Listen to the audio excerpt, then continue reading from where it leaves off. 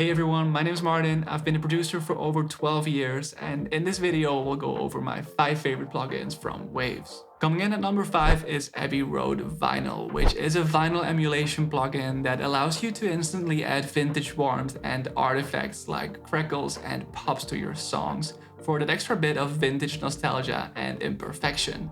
My favorite way to use this plugin is by putting it on my song's master channel, loading the mix bus hi-fi preset, and dialing down the noise, crackle, and clicks knobs to mitigate the extent to which the vinyl artifacts are audible. And as we A/B this plugin, you'll notice that this is a very easily achievable way to add warmth and even a bit of polish to your track.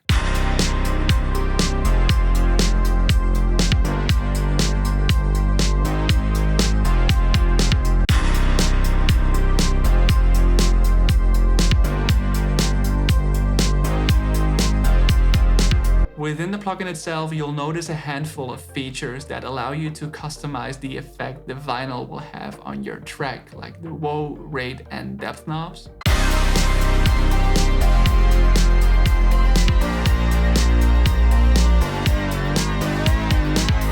Some harmonic distortion.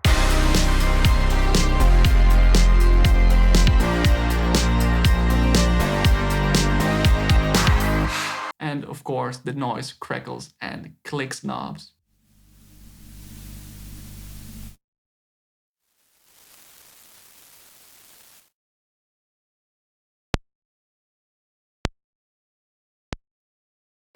What makes it so great in general is, first of all, the way it sounds, duh. But secondly, it also offers so many different parameters, really allowing you to make the sound your own. Coming in at number 4 is Vocal Bender, which is an excellent alternative to Little Alter Boy by Soundtoys, which some of you may be familiar with, but only at a fraction of its cost. It's a vocal manipulator that allows you to alter the character of a sound quite dramatically by providing controls over pitch and formant. Pitch knob, well, you guessed it, allows you to alter the pitch of a sound, while the second knob, formant, allows you to adjust the timbre of the sound without rearranging the pitch, meaning you can pitch up a voice an octave without necessarily getting that crazy chipmunk effect. It's just what I noticed. It's just what I noticed.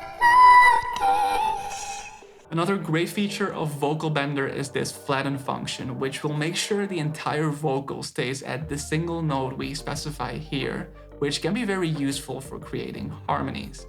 If we have a vocal that is in A minor, like the one at hand, then we can create a cool harmony by creating 3 duplicates of our vocal, all linked to a separate mixer channel, with a Vocal Bender instance on each, but all flattening a different note, like C, E, and G respectively.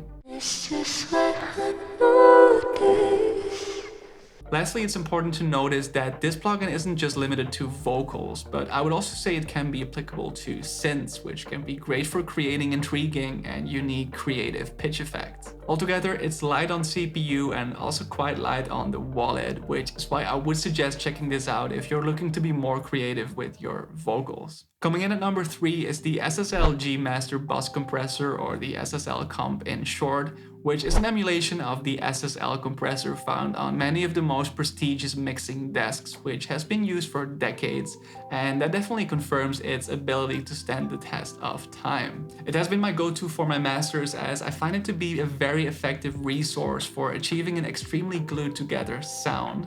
Inside it, you'll find it operates like most compressors, but the reason I like this plugin so much is because of its ability to bring together or glue together a mix, as it's amazingly efficient for creating cohesion among elements, whether across the entire mix or within a bus to which you, for example, routed your drum sounds.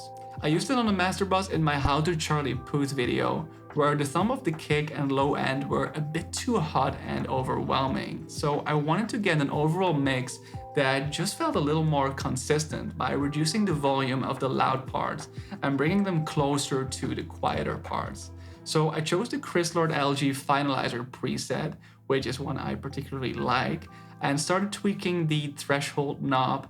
And as you can both see on the meter as well as hear with your ears, the kick in particular becomes a lot more controlled, which really makes the overall song sound a lot more professional and glued together.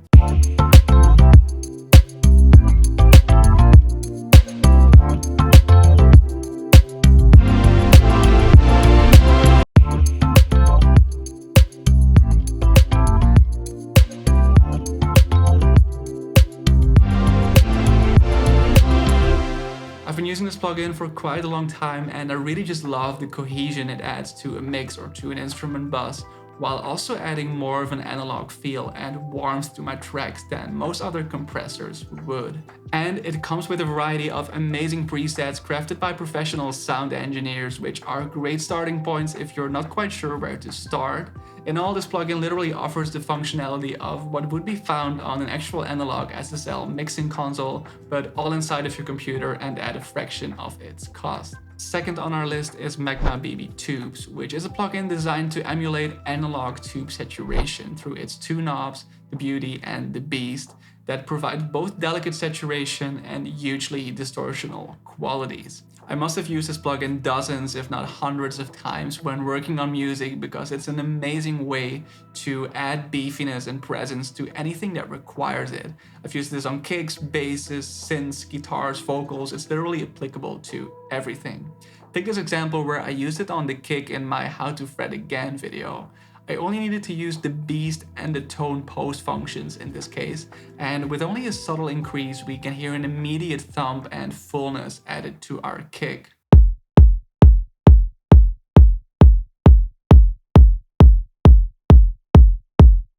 Taking a look inside, there's two main knobs. The Beauty knob is the one that will help bring more presence to the sound you're working on, and by the twist of a knob you can feel it make anything creep forward and stand out more in the mix.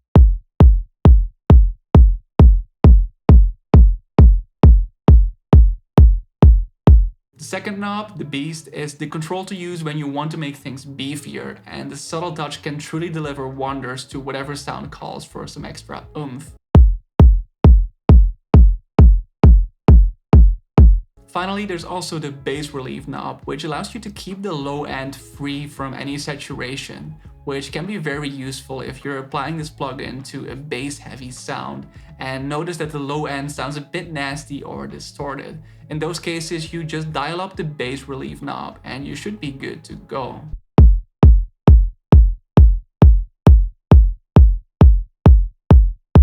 In all, this plugin is very intuitive to use and it's really great for getting size and bigness without needing to use any compression or EQ. Finally, coming in as my favorite Waves plugin would have to be the plugin I consider to be the most magical, which is Renaissance Bass or R-Bass, a bass enhancement plugin that is excellent for adding bass without actually adding bass.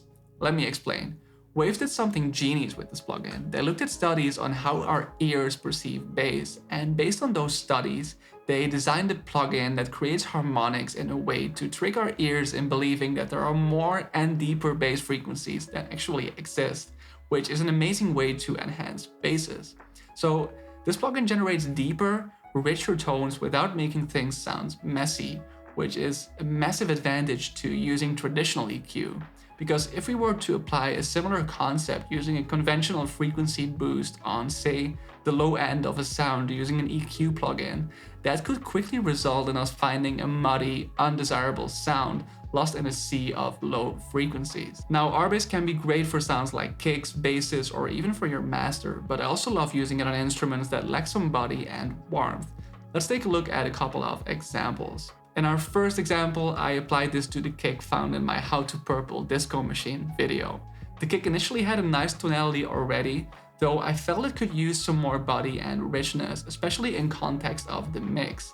And that's where the magic of R-Bass comes in. In this instance, I ended up at the default frequency of 80 Hz and went ahead playing with the intensity slider to end up at -6.5 dB, which I found to be the appropriate spot for generating additional power while not being too overbearing. So let's see what that does to our kick, both in solo and in context of the mix.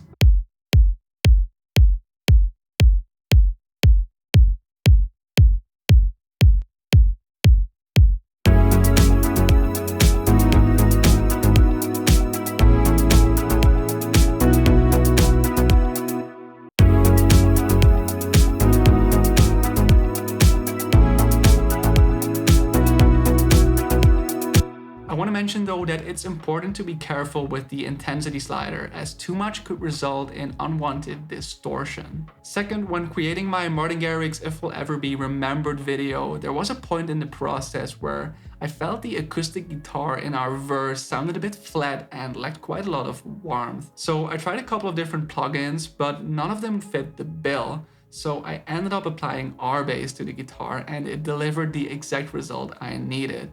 As we can hear, the guitar currently sounded a bit unnatural and lacked body, which is where the beauty of this plugin comes into play.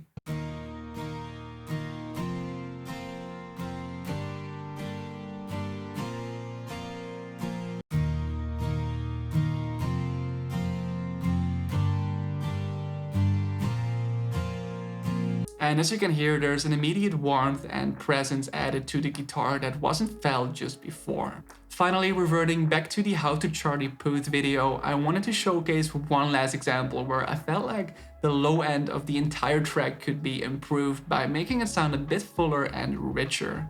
I went ahead and tried applying R-Bass to the master channel to see if that would deliver any improvements, and it noticeably did.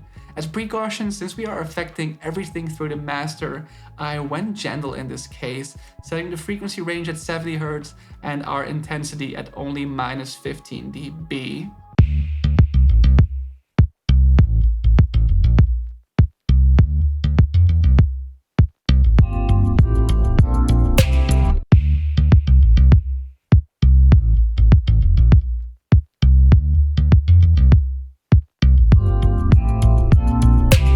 Overall, this plugin is just great. Not only will it enhance your bass, but it will also help it be more present on low bass devices such as phone and laptop speakers. And that leads us to the end of today's video. I'd love to hear if you have any other recommendations from the Waves catalog, or if there's one specific manufacturer whose products you really feel add value to your productions. Also, if you haven't already, please subscribe to the channel to become part of our community of musicians and music lovers.